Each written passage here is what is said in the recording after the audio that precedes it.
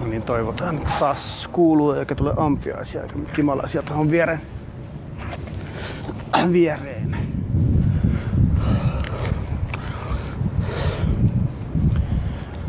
Millään tavalla.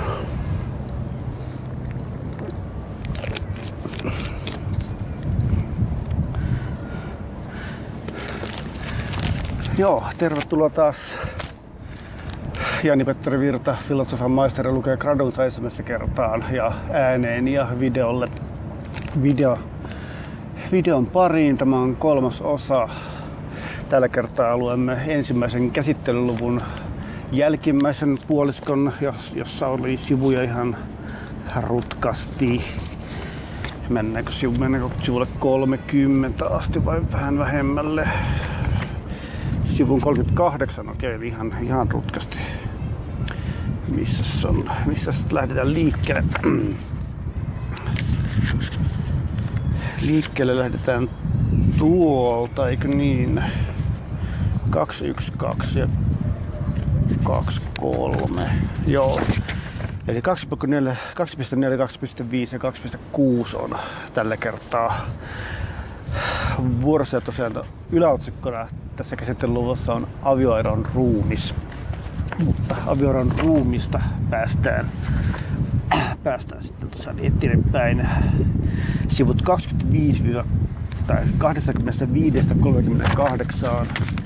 Ei mitään viivoja kuulu suomen kieleen sanoa. Melkoisen itse asiassa vähän miten pitkä tämä onkaan. Miten pitkä tämä onkaan? Tuonnehan se menee, eli sivulle 43, eli tässä on melkein 20 sivua. Eli tästä tuleekin varmasti näistä videoista pisin, mutta tosiaan nyt tuuli on ihan tiukkaa, joten täytyy tehdä tällainen systeemi tällä kertaa, joka ei ole mikään aurinkoisin ja lämpimin päivä, mutta jos jotain positiivista haluaa nyt hakea, niin on ollut sen verran aurinkoa tässä viime päivinä, että asfaltti on lämmin. Ja kuten tässä nyt tämän gradun kohdalla, kun puhutaan kosketuksesta ja ruumiista, niin ihan miellyttävää, että tämä asfaltin ruumis on lämmin. Niin, tarkenee sortsessa, vaikka on jotain 16 astetta lämmintä. Mut joo, lähdetään liikkeelle.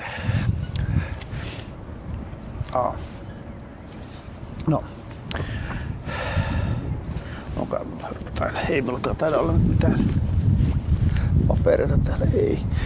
Ei ole, joten yritän artikuloida selkeästi purkka suussa, koska nyt en halua heittää purkkaa minnekään luontoon. Mutta ei ole tässä myöskään paperia, mihin sen verran kunnioitan gradua, niin että en niinku purkkaan niitä tänne gradu-sivuun tällätä. Eli 2.4. Kosketusten kieltäminen ja häpeä. Runoilman puhujan hankaluudet ymmärtää tilannetta, jossa hän on itsensä löytänyt, on kykenemättömyys saada tyydyttäviä kontakteja ja sekä vastauksia jo. Runoilman puhujan hankaluudet ymmärtää tilannetta, josta hän on itsensä löytänyt ja kykenemättömyys saada. Kyllä tää purkka nyt häiritsee suussa. Odottakaa pieni hetki, ehkä tuolta laukusta löytyy joku paperi. Joten jatketaan.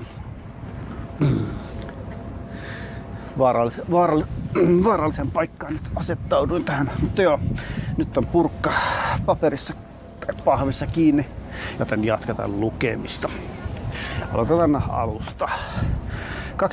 2.4. Kosketusten kieltäminen ja häpeä. Runoilman puhujan hankaluudet ymmärtää tilannetta, josta hän on itsensä löytänyt, ja kykenemättömyys saada tyydyttävän kontakteja sekä vastauksia johtaa avuttomuuden ja riittämättömyyden tunteiden kokemiseen. Täällä on tavun virhe, täällä on riitt-ättämyyden. Epäonnistunut suhde rakastettuun altestaa niin surulle kuin häpeälle. Kykenemättömyys surun vastaanottamiseen ja perinteen sanojen puute näkyy myös runossa Me teemme pesän 4, jossa murhe esittäytyy kunniavieraana, jota on kestettävä. Kosketustraditio on puuttu ja sen seurauksena runon minä joutuu mykkänä kuuntelemaan menneiden sukupolvien syyttävät äänet. Minä ja hänen miehensä ovat nimittäin perustaneet liittonsa, tehneet pesän vanhaan puuhun, jonka oksella ne odottivat ja raakkuivat. Tulkitsen ne menneeksi sukupolviksi. Kyse voi olla kulttuurisista odotuksista, kenties vanhoista naisista, jotka odottavat minän toimivan samalla tavalla kuin he aikanaan toimivat. He eivät ehkä ole itse saaneet täyttä mahdollisuutta kasvaa, vaan ovat jääneet rusettipäisten tyttöjen tasolle, ja nyt he odottavat minän mukautuvat samojen normien rooliodotusten alle, mutta samalla ne eivät halua antaa hänelle keinoja selviytyä arjen murheista. Eivät halua vai eivät voi. Puuttuvan avun, itkemisen tavan ääni on mahdollista lukea myös siten, että kyseisen äänen lähteellä ei ole enää painoarvoa, eli se ei paina, eli sillä ei ole ruumista, eli sitä ei ole. Jean-Luc Nancy sanoi näin. Ainakaan sitä ei ole enää runon minälle ja etäisyyden tunteesta seuraa suru. Minä, joka haluaisi hallita omaa elämänsä, ei ole valmistautunut arkeen ja sen murheisiin. Arjen paino tulee yllätyksenä ja hillitysti itketyn, kestetyn murheen sijaan kotipesän äänet ovat raakkumisia ja riitaa ja parkua. Runossa Me teemme pesän 5. Runon minä seuraa tietämättömänä annettua roolia, tutun näköistä onnea. Niin yksinkertaista, kunnes vainajat nostivat päänsä mullasta ja päästivät naurun. Helppouteen viittavan toteamuksen jälkeen alkaa lyhyiden tavujen rytmikäs naputus. Päästäminen ja nauru rinnastuvat pitkinä ja runoa hidastavina kohtina. Sekä päästäminen ja nauru tulevat päästä ruumiinosasta, jossa ovat kommunikoinnille olennaiset suukasvot ja aivot. Puhuja ja hänen miehensä joutuvat kohtaamaan pilkan, jonka pyrkimys on häpäistä. Samassa runossa vanha pesäpuoli, lahoja lattiassa mennyt sikisi sieniä. Minälle on siis koko ajan annettu ohjeita. Vanhat tavat ovat työntäneet häntä hänen tietämättään suuntaan, jonka ongelmat hän huomaa vasta, kun on hänen kannaltaan liian myöhäistä ja vainajat saavat nauraa. Tällainen tulkitaan toisaalta hieman ongelmallista siinä mielessä, että jos, kuten aiemmin mainittua, kosketuksessa ruumis tunnistaa itsensä, kuinka on mahdollista, että ruumista ohjataan, kosketetaan hänen huomaamattaan. Voiko ruumis olla unessa vai olisiko kyse taajuuksista? Nancy kysyy aistien rajoista. Lainaus. Miksi juuri tämä näkö, jolle infrapunainen jää näkymättömiin? Tämä ultraäänille kuuro kuulo. Miksi joka aistilla on kynnys ja aistien välissä seinät? Lainaus päättyy. Ehkä tuossa on myös vastaus kosketukseen, jota ei huomata. Ehkä runon minää ja toki monia muitakin, ellei jopa meistä jokaista, on ohjannut ääni, jonka taajuus on koskettanut vain ruumista, ei mieltä. Tällaisen tiedostamattoman kosketuksen voi liittyä myös kysymys häpeästä.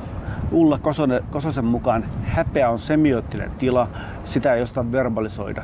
Sitä pidetään subjektiivisena ja irrationaalisena. Sitä on vaikea tunnistaa itsestään. Ihminen häpeää, jos sitä ei häpeää, koska se muistuttaa menneestä, se on paluuta lapsuuteen. Noin muotoiltuna häpeän ajatus sopii hyvin erokirjan minään, sillä monessa kohtaa hänestä saa kuvan persoonana, joka haluaisi itse rationaalisesti päättää omasta elämästään, jopa rationaalisesti päättää, milloin antaa tunteidensa viedä, mutta joka toisaalta joutuu tunnustamaan, että kasvaakseen naiseksi hänen on vaalittava tyttöä itsessään. Minä mitä ilmeisimmin häpeää, ettei osaa, mitä häneltä vaaditaan, ja häpeää, ettei edes tiedostanut moisten vaatimusten olemassaoloa. Epäonnistuminen avioliitossa hävettää ja häpeä on hyvin ruumiillinen kokemus. Runojen puhujakin hakee monesti turvaa maasta, minkä voi tulkita haluna piilottaa kasvonsa painoa maan alle. Erokirjan puhuja joutuu jo kokoelman ensimmäisessä runossa kokemaan riittämättömyyden tunnetta. Hän ei ole kyennyt rakentamaan omaa yksityiselämäänsä ja parisuhdettaan haluamallaan tavalla, vaan on ollut vaikutukselle altis. Muinaiset tragediat. Ja hänen on todettava, että myös kirjoittajana hän on pakotettu ottamaan keinovalikoimansa jotain, mitä ei olisi tahtonut, henkilökohtaisuuden. Tässä kohtaa runoelmassa risteävät avioeron ja kirjailijuuden ruumiit. Kolmannessa runossa puhuja nostaa esille, että on olemassa jotain, mitä häneltä on odotettu. Tulee lainaus. Ikivanhoin itkuvirsin tahtoisin, että hyvästit vanhojen naisten sanoin, joita minulle ei opetettu. Lainaus päättyy. Eroamisen sanoja ei hänelle kukaan ole kertonut, vaan on opeteltava uusi puhe. Hänen odotetaan keksivän sanat omatoimisesti, mutta asetelma, johon hänen on ratkaisu löydettävä, esitetään ulkopuolisten antamaksi. Nyt tulee pidempi lainaus. Naiset opetettiin etsimään miestä, ja nyt he etsivät itseään, etsivät naista, menevät itseensä. Siellä, suuressa peilisalissa he tapaavat äidit ja isoäidit, kikattavat tytöt, jotka kirmavat rusetit päässä kuin silkkisiipiset perhoset.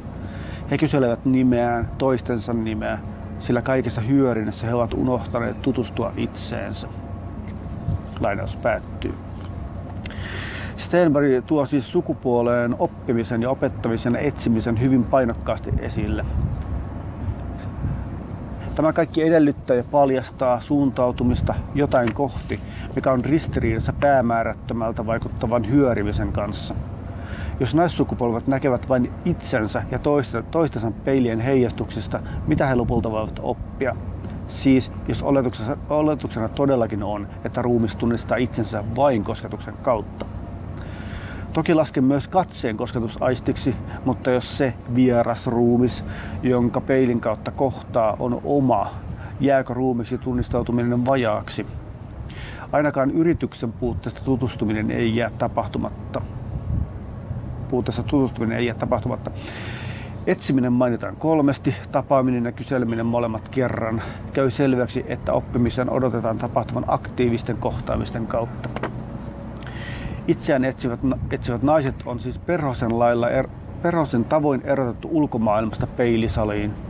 Siellä äidit ja isoäidit esitetään heinä, joilta voi oppia jotain itsestään, mutta seuraavissa runoissa tuodaan esille, että ehkä juuri he, jotka opettivat naiset etsimään itseään miestä, ovatkin suvun vanhimmat. Lainaus. Me teimme pesän vanhaan puuhun, me menimme iloiten avioon, kukaan ei kutsunut kunniavieraiksi murheita. Emme tienneet, että murhe on kestettävä, mennyt itkettävä, muuten se tulee kutsumatta, saapuu väärällä ajalla. Lainaus päättyy. 4. runon ensimmäinen säkeistö alkaa ja päättyy jambisella poljennolla, mikä herättää lukijassa tunnelman jostain vanhahtavasta, jopa ikiaikaisesta, mihin vuosisatoja suomen kielessä käytössä oleva mitta sopii hyvin. Käykin niin, että heti toisen säkeistön alussa ne raakkuvat sukupuun oksalla ja seuraa hirveä riita ja parku. Varhaisemmat sukupolvet jatkavat pilkkaansa seuraavassa runossa, kun mullasta nousevat vainajat päästävät naurun. Ovatko esiäidit ja esi-isät vastuussa niistä odotuksista, joita puhuja ei kyennyt täyttämään? Ainakin he tuntuvat lisäävän hänen epätoivonsa ja kelvottomuuden tunnettaan, jopa häpeää. Häpeä lasketaan yhdeksi 7 perustunteesta yhdessä pelon, inhon, surun, vihan, ilon ja syyllisyyden kanssa. Ja sen tuntemista ja häpeämistä ohjaavat sosiaaliset normit, jotka ovat kulttuurisesti muuttuvia. Integroituminen kulttuuriin, mikä on yksi häpeän tunteen tärkeimmistä tehtävistä, helpottuu sitä mukaan,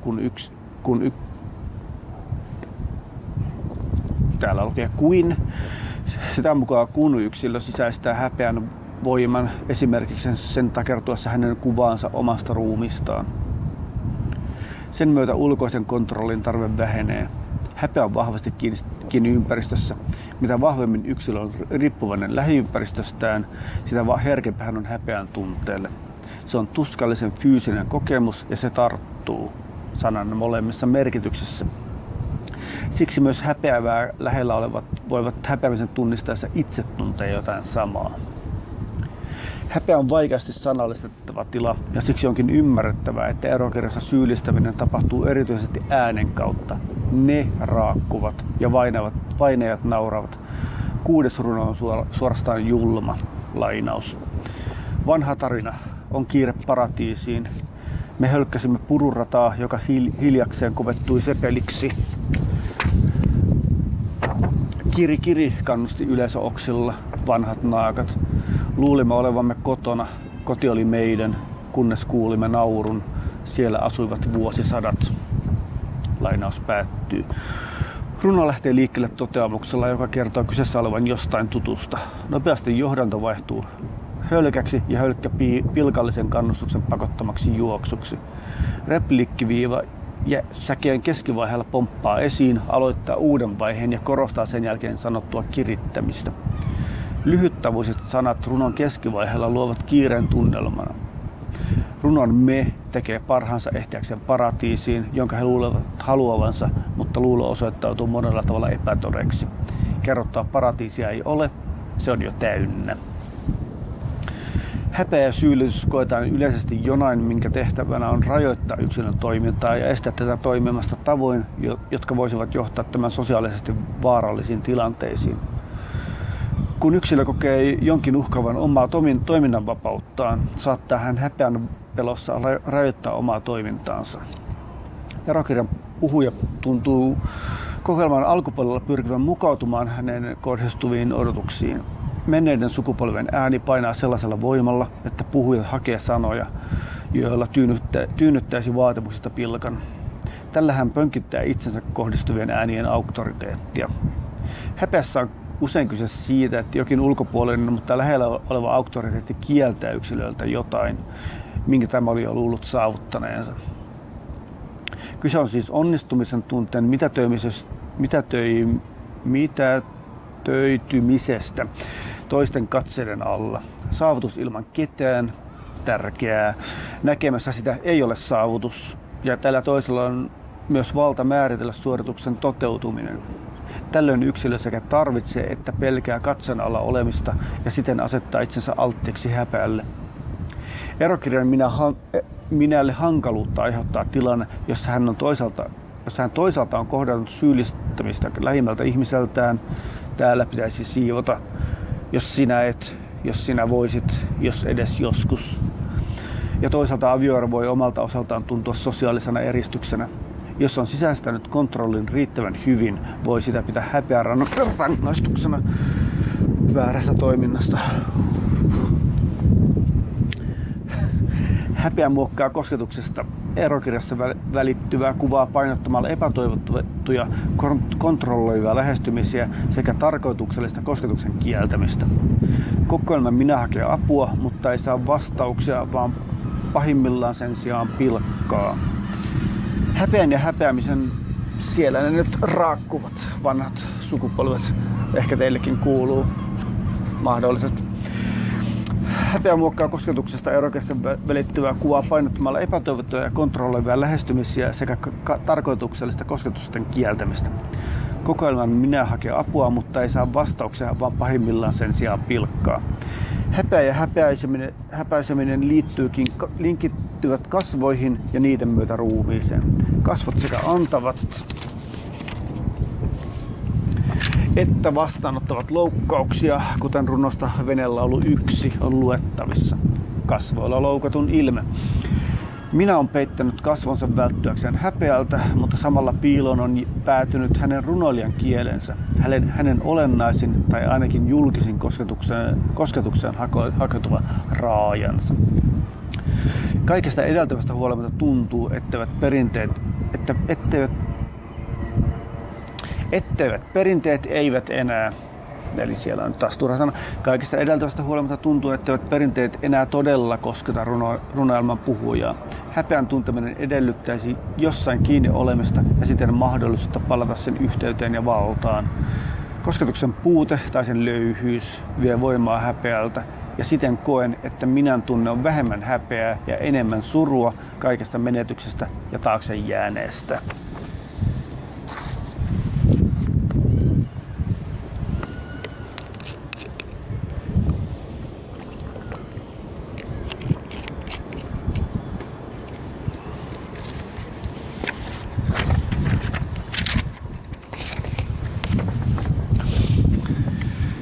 1.5.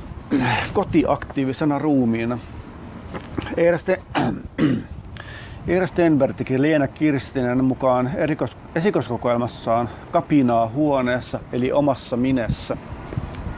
Erokirjan ensimmäisen puolikkaan ajan koti saa keskeisen sijan. Stenbergin runos ei erokirjassa ole ainakaan päällekkäyvässä määrin visuaalista. Silti katseella on siinä oma paikkansa, myös ruumiillisuuden paljastamisessa. Kokoelman aukeamalla sivuilla 20 ja 21 on runopari, jonka runot ovat katseen kannalta ensitarkastuksella kuin yö ja päivä. Me teimme pesän osion jo aiemmin mainitsemani 10. runon ensimmäinen säkeistö kuvaa tukahduttavaa kotia. Lainaus. Nokkoset kasvavat nurkkiin, takiainen tarrasi kynnyksellä. Koti rehotti kuin Edenin tarha. Tiesin, että jossakin oli käärme ja odotti tilaisuutta. Lainaus päättyy. Kahdessa ensimmäisessä säkeessä katse huomioi, mitä kodin reuna-alueelle on nyt syntynyt. Sen jälkeen puhuja mainitsee tietävänsä, että paikalla on jotain, mitä hän ei näe, ja toteaa tämän jonkin uhaksi. Jean-Luc Nancyn mukaan katse ei ime itseensä, vaan ainoastaan viipyilee ja tunnustelee ruumiin pinnalla. Samoin puhujan katse jää tarkkailevan asemaan. Se ei näe kotinsa tursuavan puutarhan sisään, vaan jää ulkopuoliseksi ja ainoastaan jollain tavalla aistii, että viime kädessä melko harvittomien rikkaruohojen keskellä on jotain oikeasti huolestuttavaa. Stenberg korostaa kasvuston perimmäistä harmittomuutta alkusointujen myötä luomallaan laulullisuudella.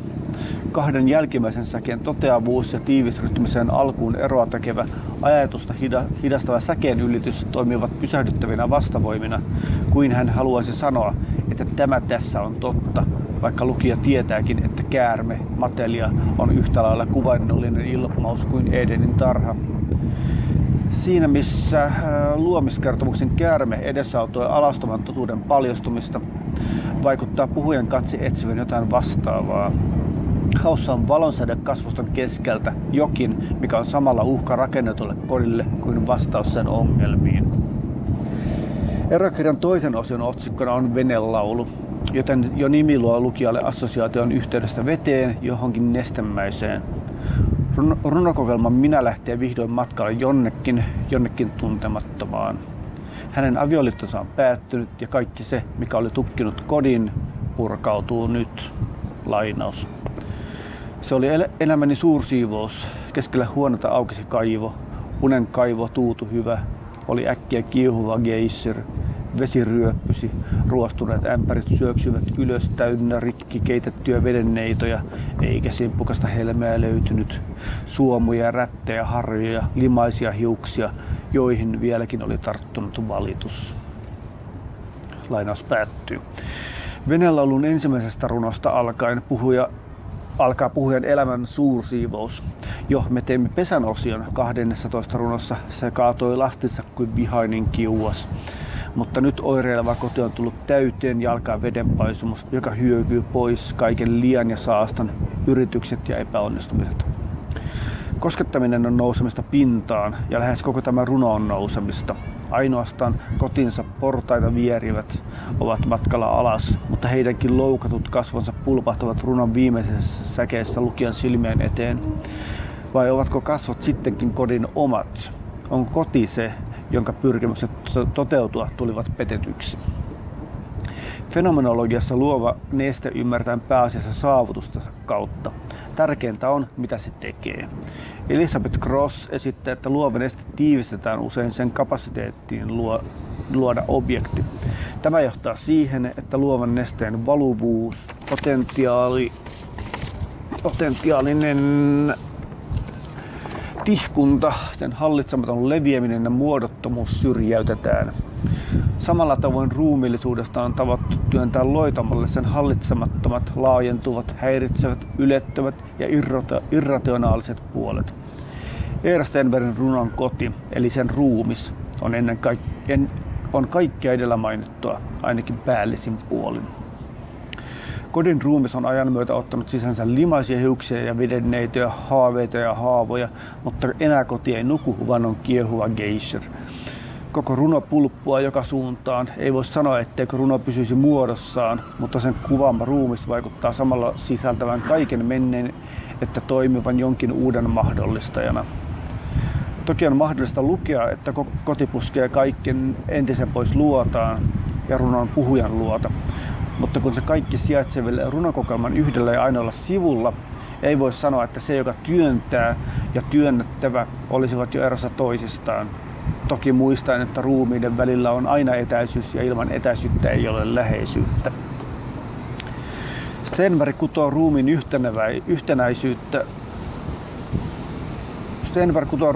yhtenäisyyttä ja yhteyksiä runon sisällä lukuisilla säkeen ylityksillä, ääkkösillä ja ajoittain toistuvilla samankaltaisilla poljennoilla. Huonetta aukesi kaivo, oli äkkiä kiehuva geysir. Miten huonosti olinkaan tuntenut, yhtä huonosti kuin joka kolmas kasvoilla loukatun ilme. Toisaalta nouseva asento osuu ensimmäiseen tavuun, minkä jälkeen sää ikään kuin valuu alaspäin. Toisaalta säkeet tuntuvat etenevän loikkimalla. Runo siis valuu ja loikkii, se kietoo kaiken itseensä ja puskee sen kaiken pois. Runon ruumis on pyörä ja sen pyörän keskellä on koti, eli kodin ruumis. Vaikka toisaalta voi ajatella kodin ja avioliiton ihanteen tukahduttaneen runokokelman minän itsenäisyyden ja kasvun ihmisenä ja runoilijana, on käsillä oleva runo myös osoitus siitä, kuinka koti itse on ollut kahden ihmisen vankina ja vaatii nyt mahdollisuutta avautua maailmalle. Se on joutunut nielemään kaiken asukkaastaan irtoavan lian ja kaipaa puhdistusta, jotta voi hakeutua kosketukseen välittömämmin ilman jokaista nurkkaa ja lattialistaa peittävää kuonakerrosta.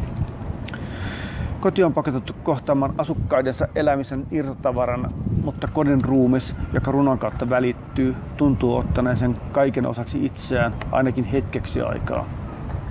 Ihmisen käteensä ottamaa keppiä voi pitää hänen ruumiinsa uutena osana liitteenä vanhaan.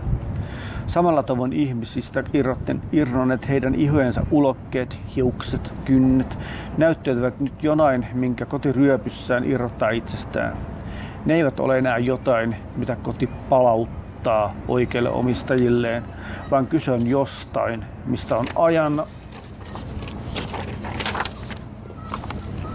kuluessa ehtinyt tulla osa sitä. Niihin on toki kiinnittynyt myös avioperän historia ja merkityksiä, mutta ne eivät ole enää heissä, vaan kodissa. Stenberg kirjoittaa, että niihin on takertunut valitus, mutta mielestäni takertumisverbin käyttö paljastaa, että valitus on jotain niiden ulkoista. Jotain, mikä on kosketuksessa niihin, mutta ei sitä itseään.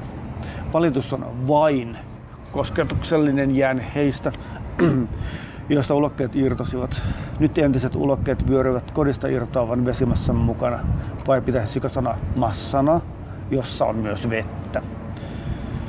Ihon kautta koskettaminen tapahtuu osin mainittujen ulokkeiden välityksellä, joten ehkä ne ovat nyt luettavissa osaksi kodin laajentunutta ihoa. Kosketusaisti tunnistaa muun muassa lämpötilan, tahmeuden, liukkauden, kuivuuden ja kosteuden, painon ja pehmeyden. Ja kun kosketuksen kautta on mahdollista tunnistaa sekä toisen ruumis että omansa, ei liene poikkeuksellista, että minä tunteeseen kuvaavan tahmeuden ja kosteuden, kun luen runoa Venelaulu 1.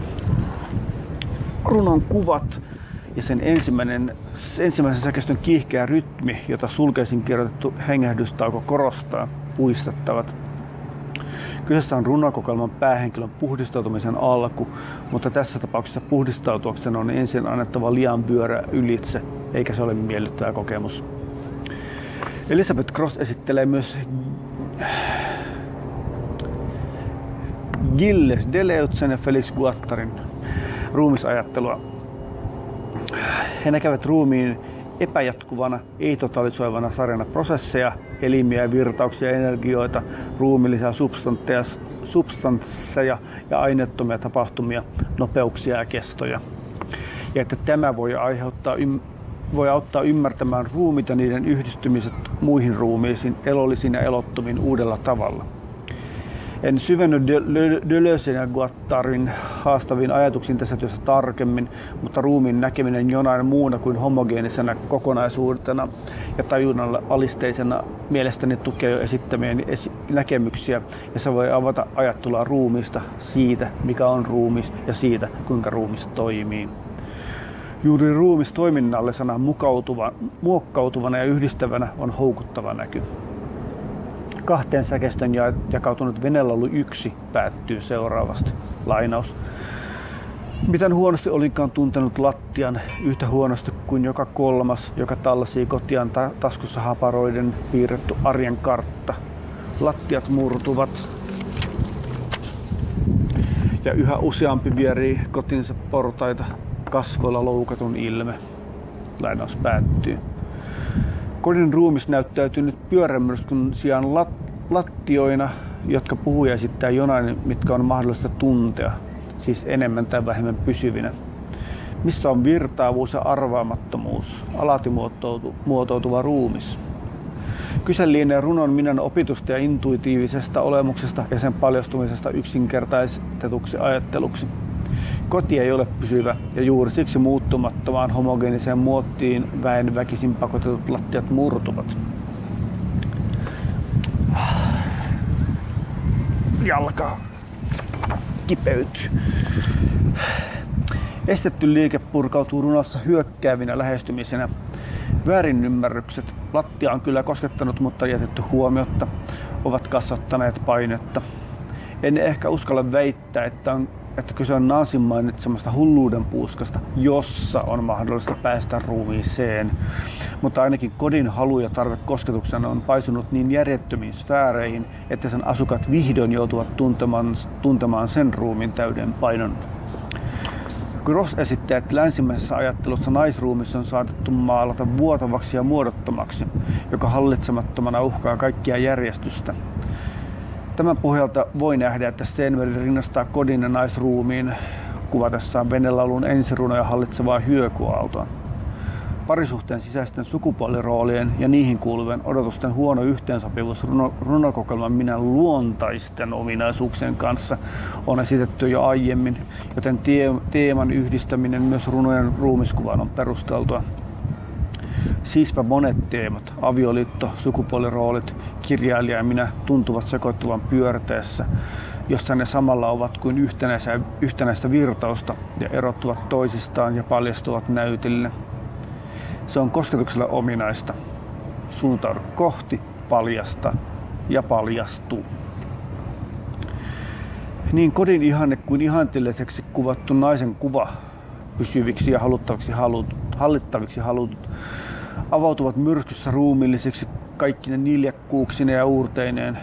Timantit muodostuvat paineessa, mutta odotuksen keskellä kodin simpukan kuorikohdussa hautautunut ei paljastu helmeksi, vaan naiseksi, vaikkakaan ei vielä tässä runossa.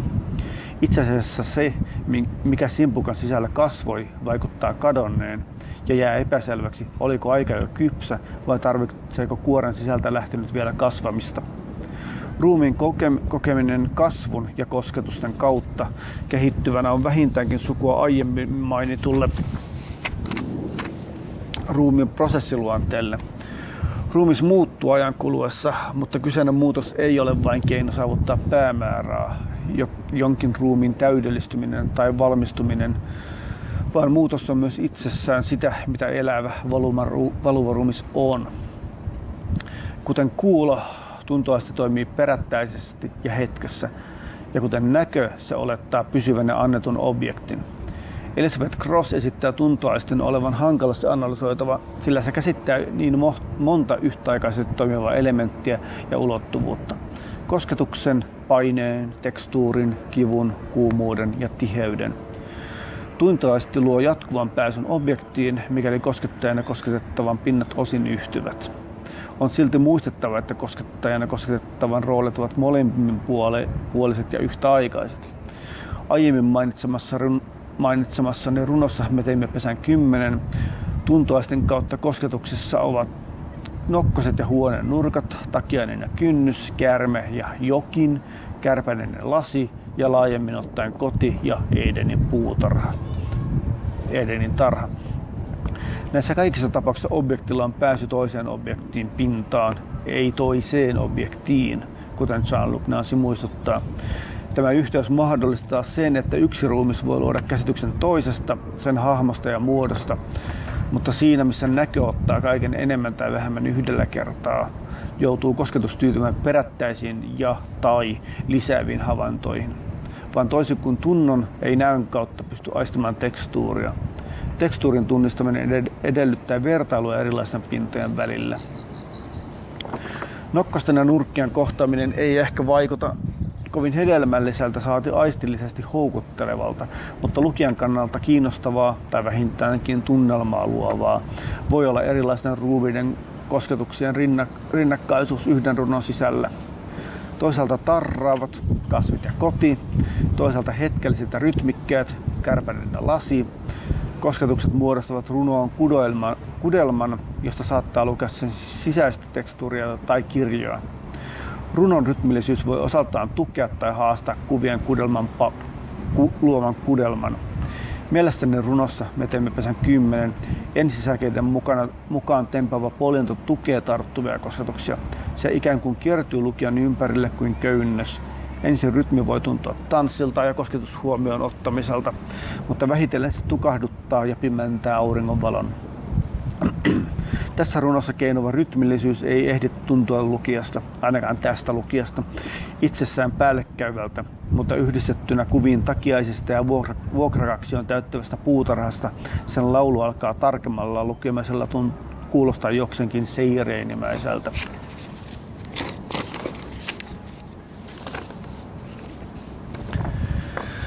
Kodin vaatimus tuntoaistikokemuksen kautta tunnistamiseen kautta tunnistautumiseen on mahdollista lukea haluna vetää sekä puhuja että lukijan lähelle.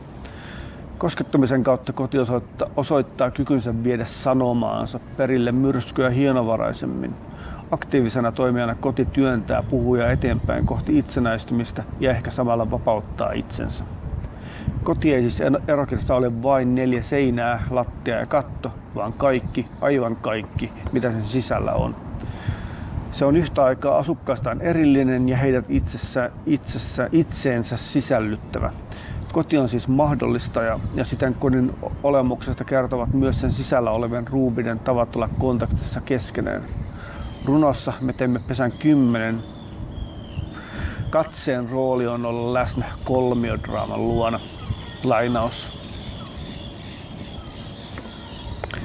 Huhuilin huoneesta toiseen, kukaan ei vastannut. Vain kärpänen hakkasi päätä lasiin. Pöly laskeutui valon kartiossa kuin plankton laboratorion pullossa. Lainaus päättyy. Siinä missä katse valuu runon kosketuksen todistajana, mutta vähemmässä määrin osallistujana, sen esittämät ruumiit ovat niin sanotusti täydessä työntouhussa. Katse siis kyllä koskettaa näitä ruumiita, mutta ottavatko ne katseen heittävän ruumiin huomioonsa? Kolmiossa kärpänen, lasi, puhuja.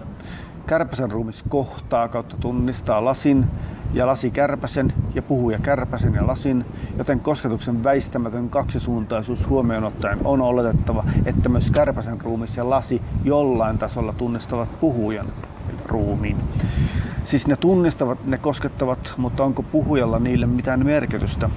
Ehkä ei ole, mutta lukijalle, kolmion 4. ruumiille, näkö- ja tuntoaisten risteämä tarjoaa purtavaa. Näön ja tunnon yhdistelmä luo erilaisen vaikutelman ja käsityksen ruumista kuin pelkkä tuntoaiste. Toki kärpänen lasi puhuja-asetelmassa puhujan katse on lukijan kannalta välttämätön. Ilman sitä lukija ei koskaan saisi tietää mistään päätään lasin hakkaavasta kärpäsestä, ja runouden tutkimuksen kannalta sillä, mitä lukijan käsiteltäväksi esitetään, on melko suuri merkitys. Silti näköaistin tarjoamalle kuvalle ei tule antaa suurempaa painoarvoa kuin tarpeen. Se ei tässä kyseisessä kohdassa ole yksin tuottamassa informaatiota ruumiista. Jos lukija pyyhkäisisi esitetyn tilanteen ohi pelkän puhujan katseen mukana, tuntuu, että hän ei todella tunnistaisi sen enempää orgaanista kärpästä kuin tämän edessä järkähtämätöntä ja kovaa lasia. Katse kerää paljon tietoa, paljon sellaista, mihin muut aistit eivät pysty yksin tarttumaan, mutta sillä on usein taipumus työntää sitä taustalle ja jättää se käsittelemättä. Koen, että usein juuri siinä kohtaa tarvitaan jotain toista aistia tarttumaankin havainnosta ja ottamaan selvää, mikä ja mitä se on. tähän kohtaan ei tullut mitään kappale, tai tulee kappale joko, mutta jalan puutumis ja tauko. Mutta ennen kaikkea haluan nyt tässä kohtaa täysin gradun ulkopuolisena poliittisena kannanottona lukea tuon uudestaan. Katse kerää paljon tietoa, paljon sellaista, mihin muut asiat eivät pysty yksin tarttumaan, mutta sillä on usein taipumus työntää sitä jalustalle ja jättää se käsittelemättä. Koen, että usein juuri siinä kohtaa tarvitaan jotain toista aistia tarttumaan kiinni havainnosta ja ottamaan selvää, mikä ja mitä se on. Tämä on nyt vain kannanotto kuvataiteeseen ja siihen, ettei teoksia saa koskea. Katsotaan, jatkuuko paremmin. Maurice Merleau-Pontin fenomenologista ajattelua avatessaan Elizabeth Cross muistuttaa, että eri aistien toimintaa ei voi täydellisesti erottaa toisistaan, sillä ne yhdessä muodostavat kokonaiskuvan. Mielestäni on kuitenkin merkitystä sille, mille aisteille ja miten paljon ja missä tilanteessa itse valitsee antaa huomiota. Tietenkään valinnanvapaus ei ole täydellistä ja monet ärsykkeet ovat sen kaltaiset, että on tarkoituksenmukaista vastaanottaa ja käsitellä ne yhden ja tietyn aistin kautta. Silti pidän olennaisena muistuttaa, että jossain määrin aistit ovat käännettävissä toistensa kielelle. Ja tätä mahdollisuutta kannattaa käyttää tietoisesti hyväkseen. Kaikki aistit painautuvat yhteen ruumiiseen ja levittäytyvät yhdestä ruumiista. Ja yhtenäinen ruumiin kuva sovittaa ne yhteen myös silloin, kun ne tarjoavat toisilleen vastakkaisen kuvan tilanteesta. Runo siis mielestäni ensilukemalta esittää kärpäsen ja lasin kohtaamisen yhden lähes painottoman ja toisen läpinäkyvän, mutta kovan ruumiin mitättömänä koputteluna. Puhujen hapuileva ja etsivä katse noteraa tapahtuman, mutta ei anna sille painoa.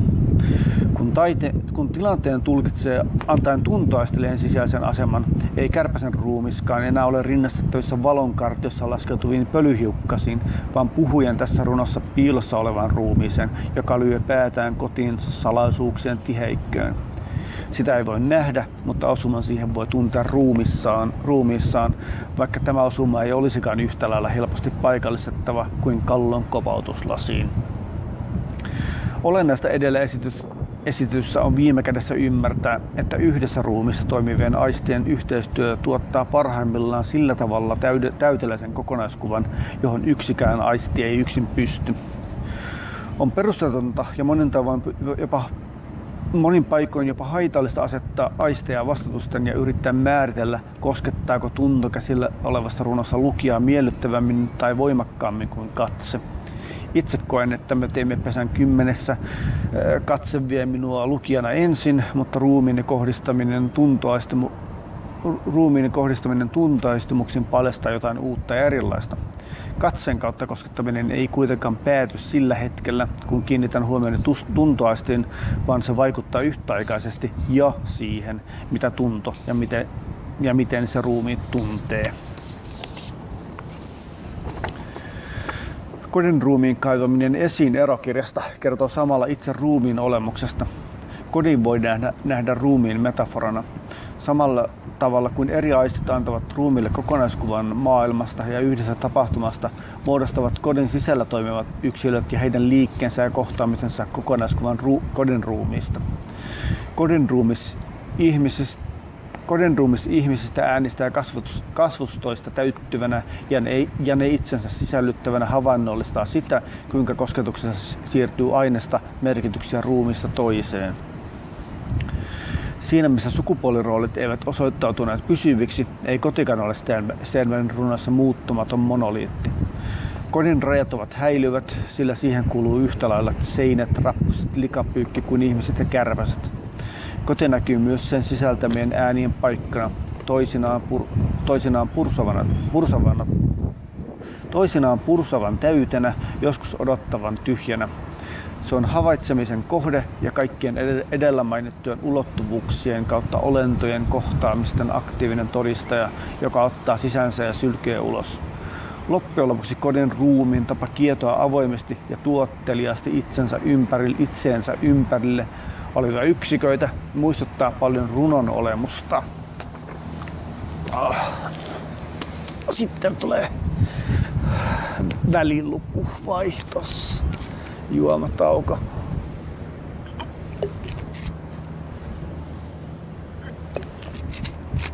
Ja vielä siis 2,6. Kylläpä tämä kestää tällä kertaa pitkään. Joo. 2,6. Itsenäistyminen vaatii toistoa. Koti ja kodin elämä luo etenkin erokirjan 2 ensimmäisen osan rikkaan äänimaailman, mutta senkin keskellä runojen tärkein ääni on itse runojen minä. Hänen sisällään on tulilintu, joka paloi karralle kuoressaan. Viha, jolle hän ei antanut tilaa silloin, kun se vielä olisi voinut puhdistaa. Jäljelle jää vain myrkyllisiä puhekuplia työntävä viisauden hammas, jonka juuret yltävät lapsuuteen. Hävettävän kyvyttömyyden juuret, nuo avuttomuuden, ikävän ja kateuden siteet, ovat syvällä. Minä ei ole vielä kasvanut niin itsenäiseksi kuin on kuvitellut, vaan on vielä riippuvainen muiden sanoista, mikä altistaa häpeälle. Palaan vielä hetkeksi edellisessä alaluvussa avattuun runoon.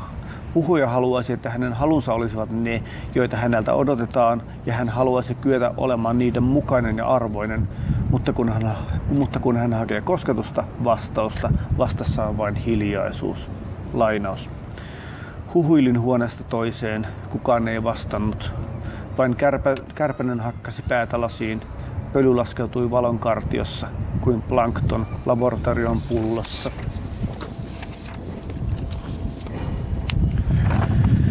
Kahden ensimmäinen säkeen loppuminen pisteeseen pitää tahdin aavemaisen rauhallisena. Lukija voi tuntea, kuinka minän ääni menee aina vain kauemmaksi ja lopulta vaimenee ja katoaa pois. Kärpänenkään ei surise, vaan hakkaa ihmiskarville mitättömän painoista ruumistaan lasia vasten. Minä haluaisin vastakäyköä omalle olemassaololleen, mutta hänen avioliittonsa on kuin koe laboratoriossa. Häntä seurataan, mutta hänen toimintaansa ei haluta vaikuttaa, ettei koe menisi pieleen.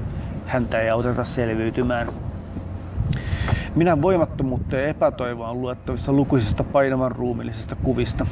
Ensimmäisen osion viimeisen runon suudeltaisiin niin, että hampaat irtoaa.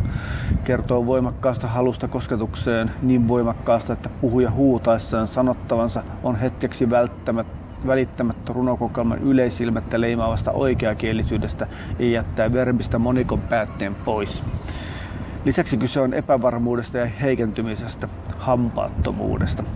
Hampaiden irtoaminen on yleinen uni ja unen lakeihin viitaten jo kokoelman avausrunossa.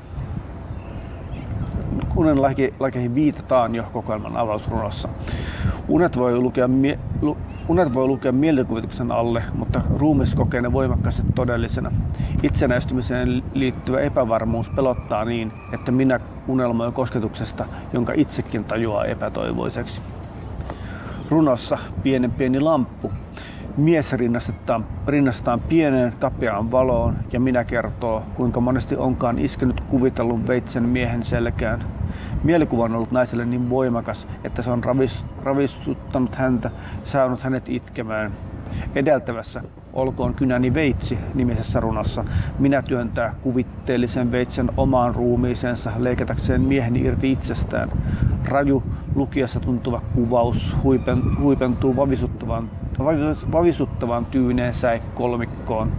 Sydän laulaa ja poskella vierii pisara verta. Tulkitsen sinut, minkä minä leikkaan itsestään irti roolikseen vaimona.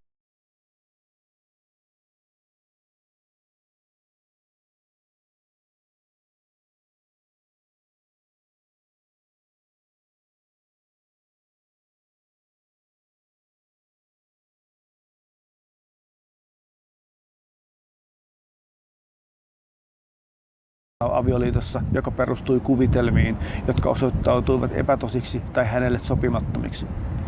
Minän on tullut aika tehdä ratkaisuja tilanteessa, jossa nykyhetken saatetaan nähdä olevan murroskohta. Olennaista on, että mistä sitten puhutaankaan, onko kokemuksessa oltava kyse ruumiin kokemuksesta, sillä ruumis on se, mikä koskettaa ja mitä kosketetaan. Siksi minän poskella vierii veripisara eikä runollinen kyynel. Unelmat voivat olla vain höttöisiä haaveita pumppulipilvissä kirmaamisesta, mutta ne unelmat ovat ruumiissa ja ruumiista. Ja ruumis on se, joka saa tuntea niiden romahtamisen nahoissaan. Itsestä ei voi leikata mitään pois ilman, että se tuntuisi. Erokirjan sisältämään itsenäistymisen teemaan sopii myös, että ruumis ja kosketusaisteista parhaiten muistuttaa, että me emme ole maailmassa vain havainnoijina tai havaittavina, vaan myös toimijoina. Elizabeth Cross purkaa ruumiinkuvan käsittelyn yhteydessä Paul Schilderin ajattelua. Schilderille juuri ruumiinkuva on se, minkä kautta eri aistien tarjoama tieto kohtaa ja pystyy sen myötä toimimaan yhdessä. Ruumiin ja ruumiinkuvan suhdetta voi avata vertaamalla sitä Jean-Luc Nancyn Korpuksessa esittämään ajatukseen. Lainaus. Ruumit ovat olemassaolon paikkoja, eikä ole olemassaoloa ilman paikkaa. Tämä ei ole mahdollinen, ellei se ole siinä, tässä, tuossa. Ruumis aiheuttaa olemassaolon, antaa sille paikan. Lainaus päättyy. Tuolla meni koira äsken taustalla, niin ajatus katkesi. Mut joo, Nancylle siis ruumis itsessään on olemassaolon tapahtumisen paikka. Schilderin ajatuksen ruumiin kuvasta voi lukea paikkana, jossa aistimusten kohtaaminen tapahtuu. Kohtaamisen lisäksi hän näkee, että ruumiin kuvaa tarvitaan, jotta aistumuksia voi rinnastaa toisiinsa ja siten erottaa ne toisistaan. Ruumiin kuvaa tarvitaan aistimusten ja koko ruumiin paikantamiseen, ja se muodostuu erilaisten kontaktien kautta. Siis Nancyn ruumis ja Schilderin ruumiskuva ovat molemmat kohtaamisen paikkoja. Samalla tavoin kosketuksessa ollaan niin runon sisällä kuin lukijan hakeutuessa kontaktiin sen päällä.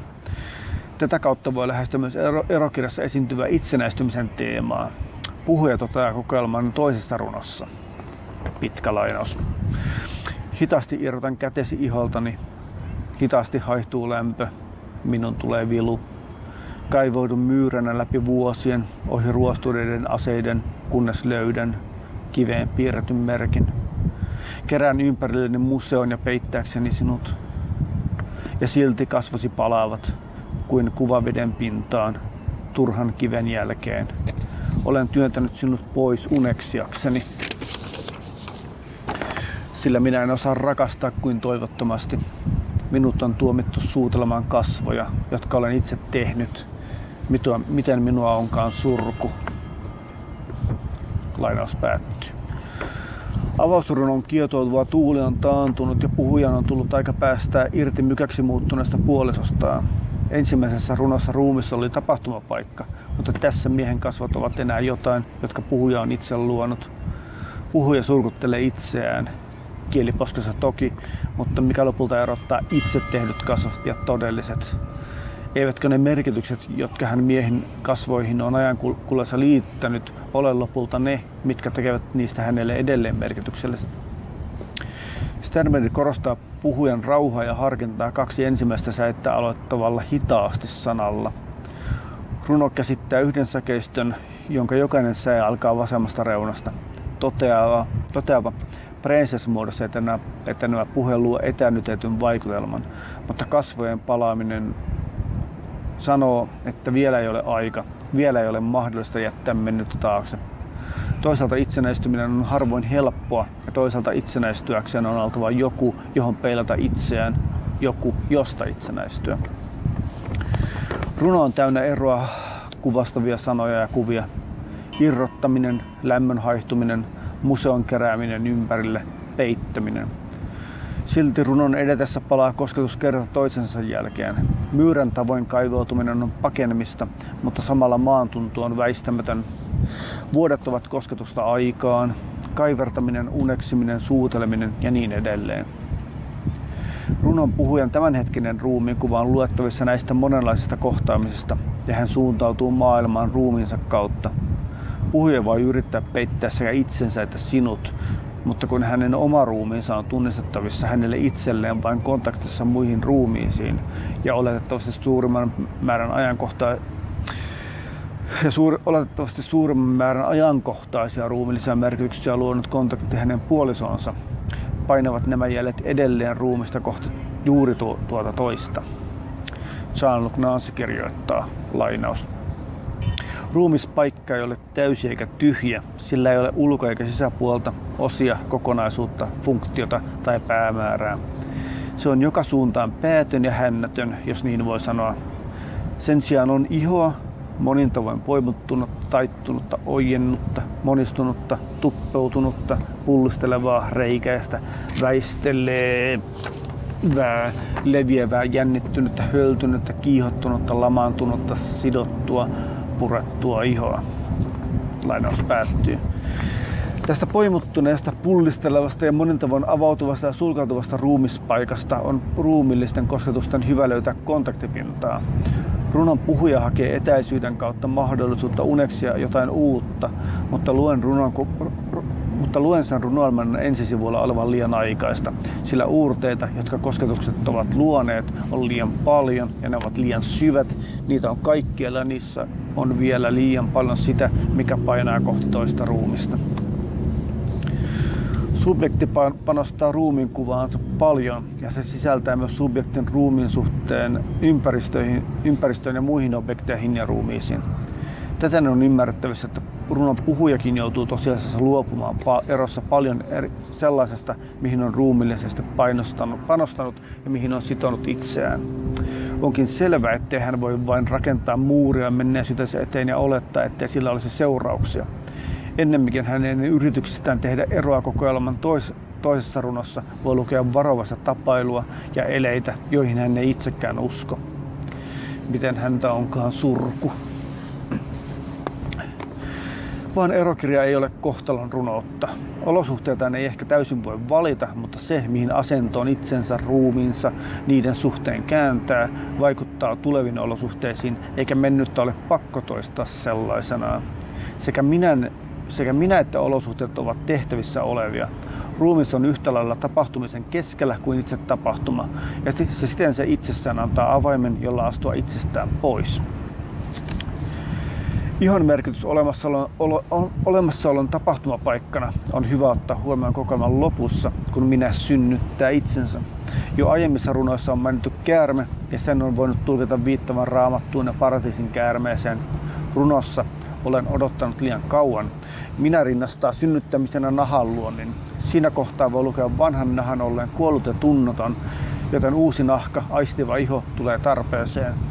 On mahdollista kokoelman mitassa nähdä, että juuri tämä vanha nahka on ollut esteenä runojen minälle. Menneiden sukupolven opastavammat sanat ja äänet eivät ole läpäisseet nahkaa, tai paremminkin, kun kosketuksessa ruumis ei läpäise toista ruumista, vaan jää pinnalle. Nahka ei ole välittänyt tuntemusta. Uusiutumalla itse voi sekä antaa äänen toisille, että irrottautua tuon äänen kosketuspiiristä. Tuukka Kangasluoma kirjoitti erokirjakritiikissään Eero Stenbergin tyylin muutoksesta. Lainaus. Lyyrisyys on muuntunut liki vaihtoehdottomaksi yksiraiteiseksi liikennöinniksi lähtökohdan ja tavoitteen välillä, edestakaisin ja yhä uudelleen, aina samaa kiskoparia pitkin. Lainaus päättyy. Tämän edestakaisen liikkeen voi myös nähdä olevan valinta kuvata sitä, kuinka eroaminen ja itsenäistyminen vaativat tekoja ja tekojen toistamista. Erokirjassa itsenäistyminen on pelottava asia, joka yhtäältä johtaa pyrkimykseen koskettaa sitä, josta tulisi itsenäistyä, ja toisaalta ymmärryksen eron välttämättömyydestä. Se vaatii toistuvia ruumiillisia tekoja, jotka näkyvät runokokoelman sivulla päättäväisenä kielenä ja osin väkivaltaisinakin kuvina. Siinä oli tämänkertainen osa. Kiitos.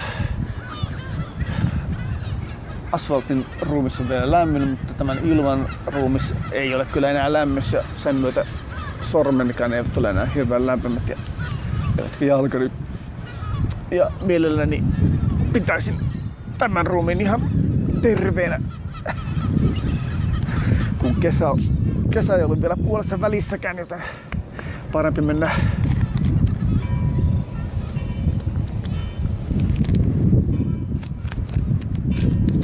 sisälle mitä pikimmin, mutta Joo. Seuraavalla kerralla tosiaan sitten käsittelyluku 2, tai siis no, luku 3, joka on toinen käsittelyluku. Ja siinä on sitten kamaa 15 sivua, se tulee sitten yhdellä kertaa koko käsittelyluku. Sen jälkeen tulee enää loppuluku. Tällä kertaa sanotaan, että sen huomasin, että osittain varmaan tästä vähän epämiellyttävästä ilmasta johtuen, niin aika monta kertaa tuli hetki, että en yhtään tajunnut, mitä olen äsken lukenut, joten jos tämän hankkeen tarkoituksena on, että lukisin kerrankin graduni alusta loppuun, niin ei ehkä siltä tällä hetkellä tunnu. Mutta kiitoksia tästä. Palaan, kunhan säät taas sallivat.